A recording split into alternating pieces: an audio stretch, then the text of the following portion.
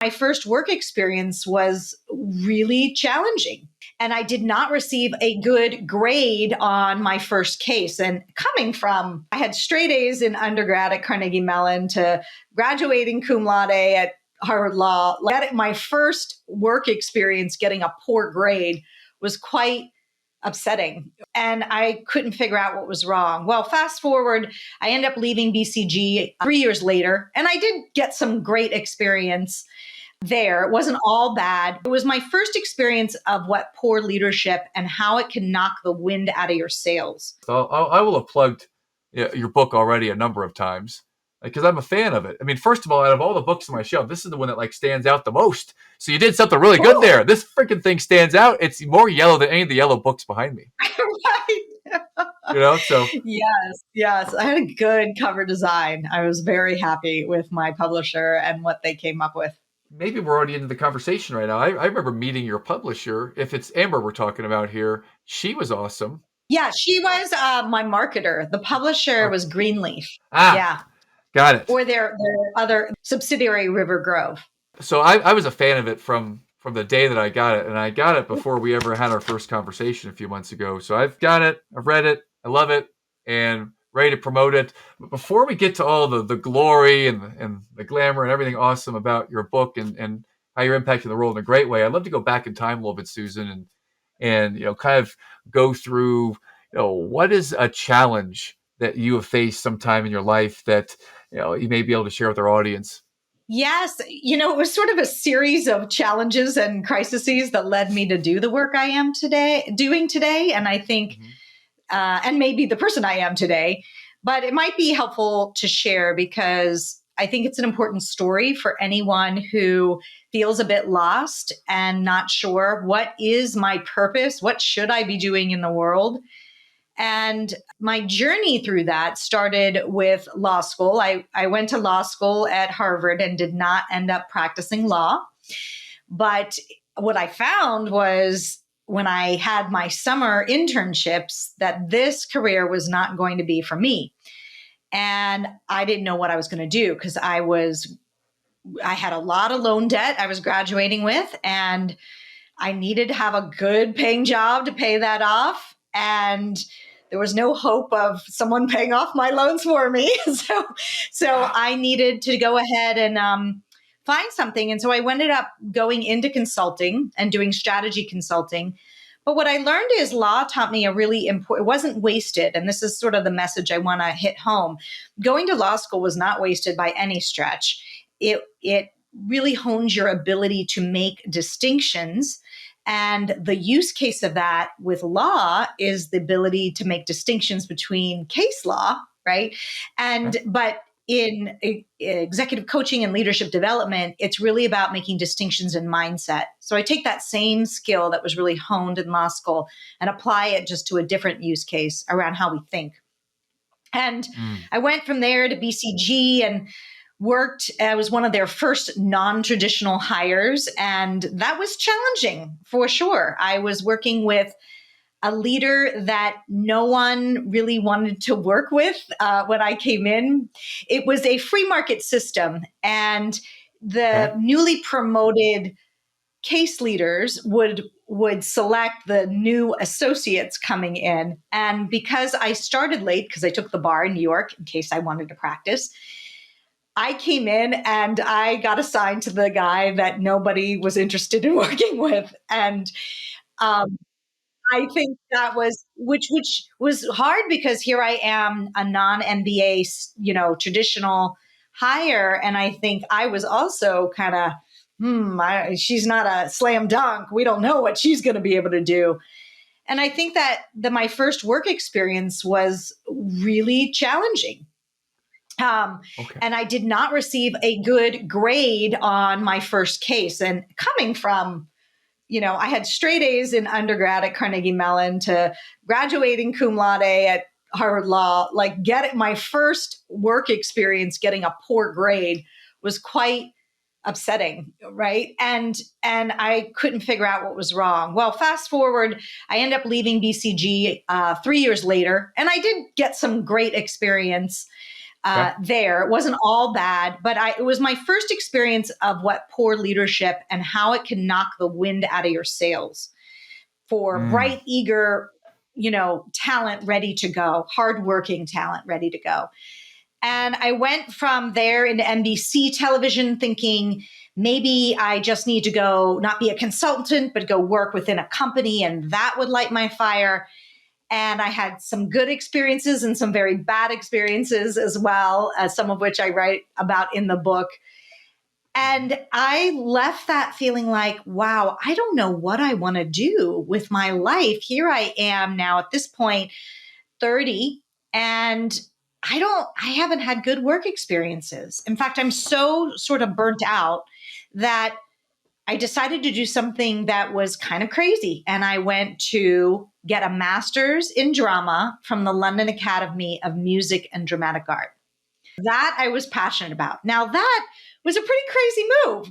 People thought I was crazy, and I was thinking I was very crazy, but I was not feeling very motivated to do the work. Nothing was lighting me up. I had several really bad, poor leadership experiences, but I didn't know why I was doing it, but now it all fits together perfectly because when I was in drama school, I learned so much that could be applied to leadership and how, as Okay. an actor, you have to show up authentically. You have to deal with that inner critic, that voice inside your head, because otherwise you're going to be worried about the guy's cell phone going off in the front row. You're not going to be able to be present with your fellow actor. And so actors really have to work on that. They have to work on empathy skills. They have to work on really seeing things from different perspective if you're going to inhabit the character. And all of that, all of those experiences set me on the path for what I've been doing for over 20 years now, which is leadership development and Got it. really working with executives to both transform their leadership, because I remember what it was like to be under poor leadership and how disheartening that was, but also how to free these leaders from mindsets that are holding them back from being the true, impactful, extraordinary people that they can be. So it all Mm. comes together in the end, but I definitely had a crisis of, what am I supposed to be doing? I'm highly educated with this amazing background, but I'm not happy with my work. And what is my purpose? That was an amazing story told in a couple of chapters. I'd love to unpack a couple of chapters, starting with, first of all, graduated with honors, Carnegie Mellon, and then cum laude at Harvard. So you're, on paper, you're like the ideal person. Everyone wants to hire you. Everyone wants a piece of whatever it is you've got to offer. Everyone wants what you have to offer. You've proven it through a lot of hard work. And then you get to this place with leadership that might not be ideal for such a high performer and high achiever. So you said it might have taken the wind out of your sails. Can you describe that process a little bit of when you first got there? You got the tough boss assignment. How did that go for that 3 years to just continually just punch you and knock the wind out? Because I'm curious how you felt during that time and how you managed yourself in that time, Susan. Yeah, I think, well, one of the challenges, I think, granted, this new leader had never had leadership training either, right? And he was used to Mm. being a independent contributor. So he didn't know how to lead me. And he was busy now with more than one project. So he left me to sort of flounder. I wasn't really sure what I was doing, but I was doing my best. And would then come in and sort of, they say this management by seagull, you come in and you kind of crap all over the place and then you leave. So that's what would repeatedly happen. But I always remember the review I got from him, and one of the comments was, "Appears young."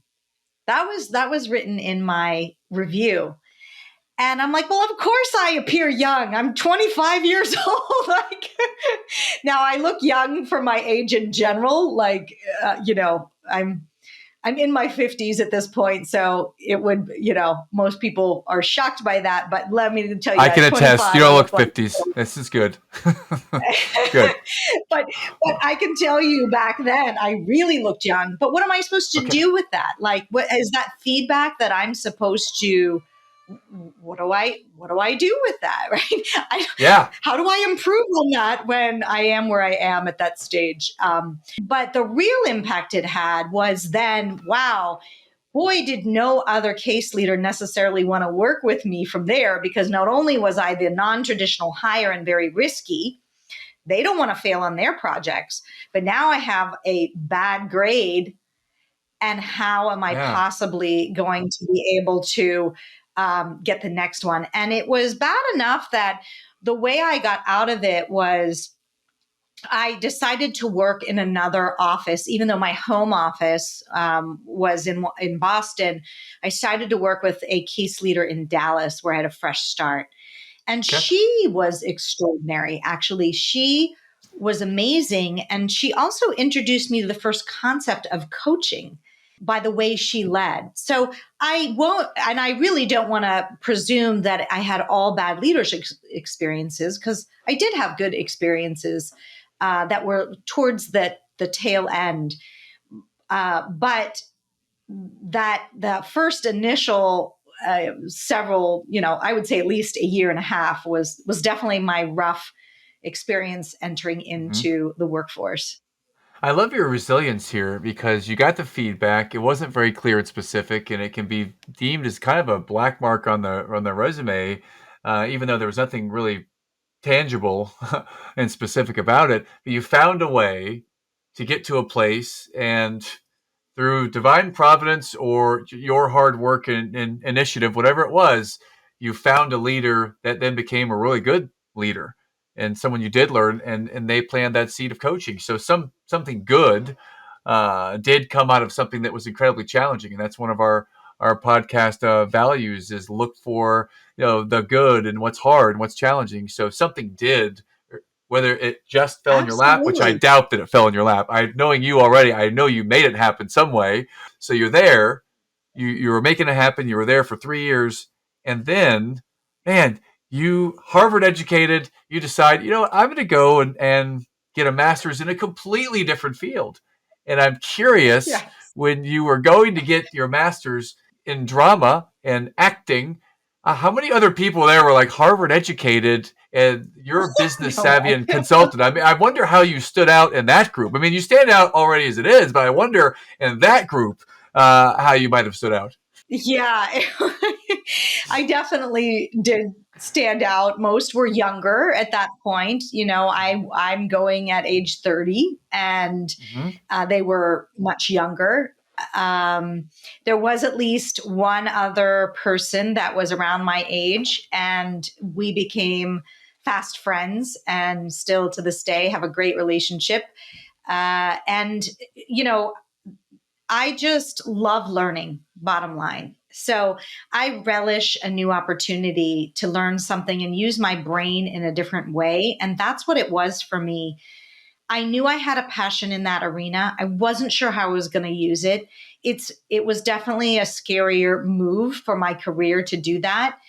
And but man, it's a differentiator now. So I do think the challenges that we face, they do make us stronger without a doubt, Mm-hmm. and they bring a wisdom that cannot be replicated, and also a confidence that you can weather the storms that you need to weather, because without dealing with the challenges, that's why I feel bad for, let's just say, younger people where their parents did everything for them. They've never had to face adversity, and then they have their first adversity and it's a crisis. We need to be building those all along the way and not take, we don't like to see people suffering, but you don't understand the suffering and then the overcoming of that brings more power than eliminating the suffering to begin with. That's wisdom right there. That's something that it's the difference between knowledge and wisdom is that you have the knowledge, but you have a lot of action and experience to back it up, and that's what leads to wisdom from my perspective. So you gave us a master class already. I'd love to go to your first. You were around the age of 30. You started in the personal development coaching space, leadership development space. What was that first year like in leadership development for you, Susan? Oh my gosh, that was also kind of drinking from a fire hose. I went to work for a boutique leadership development consulting firm. And I worked for an incredible leader who was also very challenging and tough. And so it was a mixed bag. I learned so much from him, but it was also, he was more of a perfectionist. And here I am for the first time leading team engagements and leadership development programs and standing in front of a group. And I can tell you my first assignment, we were teaching, it was a 2-day leadership development program for mid-level executives that were probably in their 40s, 50s. And here I am. I think I was about 32 at the time. I look younger than 32. I look like I'm in my 20s. And I'm sure they're sitting there going, what does this like young chickie have to tell us about leadership? Like, really? And the thing is, I'm very intuitive and an empath. And so I could feel that energy when I would be standing up there. And it would shake me because I could feel the judgment of it. And it would allow me not to show up in the best way because my confidence wasn't there. And then you couple that with my boss in the back writing all these notes about like what I needed to improve on, which ultimately served me because now I have such a skill in facilitating. I mean, I know that's my secret sauce, how I can move a group and work through that. But it was so intense that I remember, and I'm a pretty resilient person, but we would do these programs back to back, like 2 days and 2 days in 1 week, so that my boss could just fly in and do them back to back and then leave. And by the end of the third day, I would just sit in my hotel room and cry because I was so exhausted. It's like being on stage for 8 hours, right? And so 3 days of that. And 3 days of all that energy coming towards me and trying to overcome and say, no, I have value. It was definitely a proving ground for me. You're really striking a chord here because I just came from 3 days of facilitating, and today's the day back, and I can appreciate what you're sharing. And I wonder, when you're at that stage of your career, you're getting feedback from a boss. How open are you to feedback at that time in your career, around the age of 30 and in your first year in leadership development? I think I was definitely open to feedback because he was so impressive. I wanted to be like him. He was also an extraordinary facilitator. I was definitely open to feedback, but I think the amount of feedback was overwhelming. So I think that's something important as leaders. You know, you might see 50 different things that someone could be doing differently, but if you deliver that all at once like a machine gun, it's like, where do I even start? And it was disheartening at times. I think it's important to know that people are where they are and really focus on what are 2, 3 things that person should focus on to really improve. And you don't have to give the whole laundry list at the time, which is what it was an experience like for me. And we're good friends since then. I know we've had lots of joking about that experience, but also I've expressed how grateful I was because he did both hold a bar for me, and I could see what excellence looked like because he truly exuded that, but also, you know, I had to go through that to know that I can handle almost any group now. That was great. That's another great nugget of wisdom. The amount of feedback is important. So thank you for gracing us with that. You hit on one of what I would call the core values of eternal optimism, which is gratitude. And I'm curious, is this something you've always practiced, Susan? Or at what point were you consciously aware that gratitude is one of your tenets? How do you respond to that? I would say it's a muscle that's been slowly developed over time. And looking and knowing that the best way, again, out of suffering is to be grateful for the experiences that we've had, even the ones that have been the most challenging. And I didn't know that when I was younger, though. I could be grateful for, my car, or I could be grateful for my apartment at the time. But I think with wisdom comes, how can you actually be grateful for the dark periods of your life because of what they taught you? And I only learned that later in life. One after the other. That is another tenet of our eternal optimism, is learning through the challenging and tough times to be grateful for it, and it can teach us something. And I'm curious, when because I didn't learn that myself until later. And I'm curious when that started to show up for you, when you started to be grateful for and pay attention to all the hard stuff and what it's teaching you. I think when I could learn, I don't know if there was a sort of a specific time, but I Mhm. think when I could look back and see the growth and know that I'm not the same person I was at 30, I'm not the same person I was at 40, because of some of the adversity that I faced and how it's changed me, that I bring again, a resilience and a wisdom that only benefits others and my clients. I'd love to move forward a little bit. And before we get to what you're creating and the excitement in the book, and before one more story before we get to that, I'd love to ask you about somewhere in your professional leadership development career, there was a time when you had a really challenging case. A leader who thought it was all their people, it wasn't them. There was something just a challenging person to work with. Can you share an example or a story about someone that was challenging to work with and how you may have helped them come to realize and make progress on their journey? Oh my gosh, there are many stories like that. I'm thinking, like, which one should I tell? And thinking through that. And, I don't like to give specific client details. So, what I like to Hmm. do is sort of talk in a character composite. So, let's just say, Excellent. which is what's in my book. I have 9 different examples, character composites of people I've worked with and their old playlists and how they shifted. I would say, in particular, I don't know if you know the Enneagram, but I work with the Enneagram a lot. It's a model of the way I use it is leadership styles, and there are 9 core leadership styles. So my style is called the enthusiastic visionary, which is a very optimistic person in general. That's type 7. But according to the model, and I have found it to be true, the biggest trigger for me could be the type 1, which is the strict perfectionist, or called the principled reformer. Hmm. And certainly, when I go back to the boss example that I just gave in leadership development, he was one of these type ones, right? So you can see how that would trigger me. But also, then fast forward, working with type ones, I'm someone who comes from that there's multiple ways to do something. Hmm. Whereas this type of individual there's one right way to do things, and I know the right way, right? So we have very diametrically opposed perspectives. And in the model of the Enneagram, there's something that they have to learn from me and something I have to learn from them.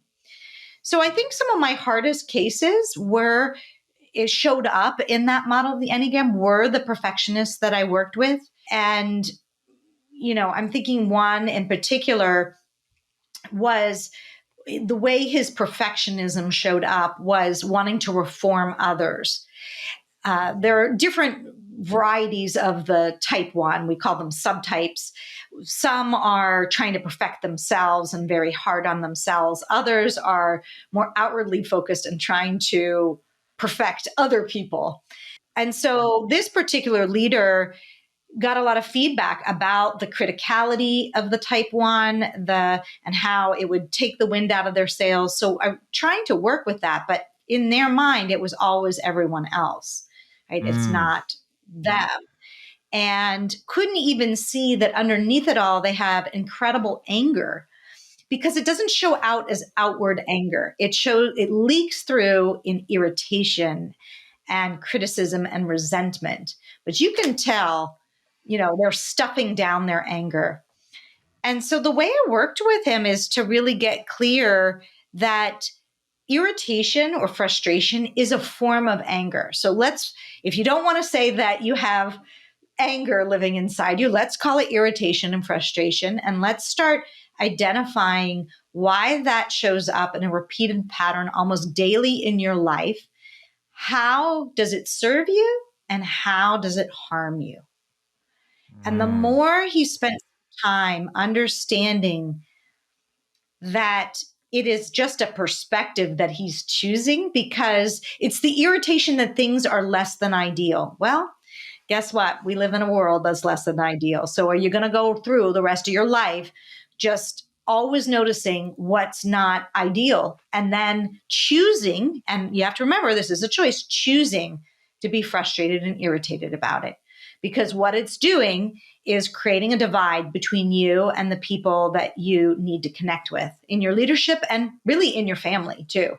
So that's a lot of the work we did. Was, I think, in any mindset, there's a price and a payoff. And we get a payoff. We're usually more conscious of the payoff. It's why we do it, but we're not always conscious of the price. And I think illuminating the price of adopting that mindset, recognizing it is a mindset and it is just where the focus of attention is going, but you can shift that and letting people know that they don't have to be on autopilot anymore. They can shift that and shift the pattern. That's such an excellent answer. I'm so glad that you went to the perfectionist, since I'm one of those recovering perfectionists.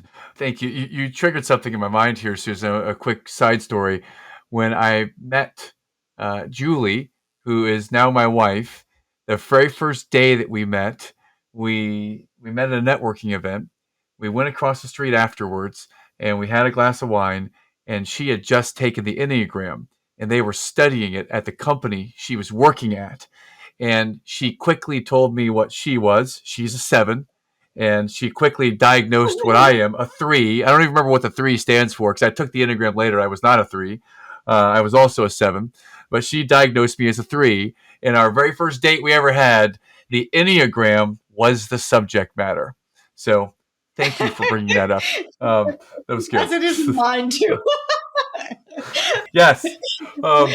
So let's move forward. You realize, because you're a type 7, by the way, just as a sidebar, you're a type 7.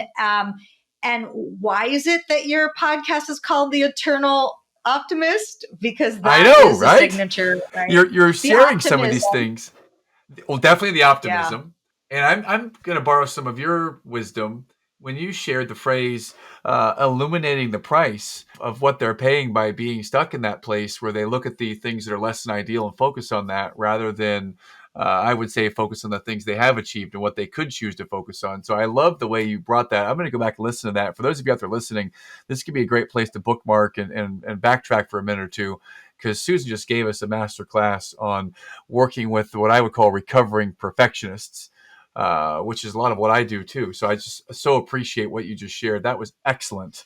And I think it demonstrated, not that you needed to, but it demonstrated your expertise in the field. I love to shift to that expertise in the field that you just shared and talk about what are you creating now? What is out there right now that we could follow, we could learn from? Just share with us a little bit about where you are now and how we might connect with you and follow you, learn from you, Susan. Yes, well, it's truly right now about the premise of my book, The Leader's Playlist, which is unleashing the power of music and neuroscience to transform your leadership and your life. And in the book, what I talk about are 2 main tenets, and I bring a lot of research to bear on it. The fact that our childhood wounds show up in our leadership today. And if there's anything I've seen over 20 years is the way leaders react to whatever circumstances, their perspective that they choose has everything to do with what happened to them in childhood. And we've all sustained some type of wound, some more serious as trauma. But I bring a lot of research that shows that those formative years will impact your leadership, and they will impact it in 2 ways. It will give you a superpower, and it's probably why you've been able to rise to a leadership position. But it also comes with it a liability or a blind spot. And if you don't work to either have someone in your team that can see that blind spot and you be open to their perspective, or work to widen the aperture, the periphery of what you see, it will put a ceiling on your leadership effectiveness and you'll have trouble continuing to scale. So there's this whole piece, but then there's this whole piece about music, right? And for the listeners, are probably like, music, what the, but just remember, I have a master's from the London Academy of Music and Dramatic Art. And what I discovered was how to use the power of music and its impact on the brain to create new habits and make change stick and make change faster. So I bring in a lot of research about the impact of music on the brain. You know, if you know anything about how they use it, music therapy for Alzheimer's patients who are unresponsive, who can't even communicate, they put on music from their era and then they come alive and they can hold conversation for 20 minutes, sometimes after the music ends. Well, what's going on there with the brain? And I got very fascinated. I used it in my own life to make some important changes I needed to make. And I started using it with my clients. So I use the term playlist both figuratively and literally. And in the book, I have the examples and the example playlists of the leaders who have transformed. And what might be an example of one of the stories or chapters of the playlist? Well, like you said, I talk about the 9 most common old playlists and each one is a story of a leader. Yeah. Each one is a story of a leader. There's so many good ones. One in particular is the story of Olivia, who was a tech entrepreneur and was very hardworking, but used to going it alone. So when she had a small team, she did okay. But as she grew and as she scaled, she couldn't delegate the way she needed to delegate. She couldn't work with the leaders the way that she needed to. And she ultimately got replaced by the private equity company as the CEO that had invested in her company. And she was at a point of like, this was my baby and I lost it. Well, she had an old playlist to work together of I'm all alone. That was the underlying belief that was running her. And therefore, life showed up to her that way. She would lose team members. They wouldn't be as motivated as she was. There were lots of examples where she had all the justification, like, yeah, I am alone on this. But you have to look at that's actually a frequency you're broadcasting if you have that belief. And we were able to shift that belief for her, creating a new playlist that she used to get her into the emotional resonance that she has a team all around her. And it, like she liked some of the like old stuff. And I remember in particular the song It Takes Two by Rob Bass. She would play that song, an example for her of what it means to be in total partnership and teamwork. And together you can create more than you can by yourself. That's an excellent example and actually making me smile because I remember reading that and I remember the song itself. Makes me smile every time I even hear it. And you just brought up you just brought up some CNC Music Factory in my mind when you said It Takes Two. That's right. So thank you for helping me with my own playlist. What's on your playlist now? Like, what is it that you might use to inspire yourself or to use to find that energy, whatever it is that you might listen to? Yes, I have a playlist called I Am the Love of My Life. And part of that work was to really spend time loving the light and the dark sides to me. And how can I be loving me the way I might love someone else? And it's been an incredible journey. And that playlist is super powerful of songs that remind me of what I truly love about me. I would recommend anyone, like this is a sort of a playlist for anyone to do, but how much time do we spend there? And this is from a true grounding perspective of that, not from like the wounded perspective of I'm so great and I'm like arrogance. No, like truly how does that infuse how you show up from everything for how you look at yourself in the mirror? What do you notice? Do you criticize? Or are there things or are you looking to celebrate things about the process? And certainly as we age, this is so important and such an important practice for me to develop. Does it matter if I'm looking for music of that kind? Do I go into my childhood or something that really brings up the past, more the innocence of my youth, or do I look at what's happening now in music?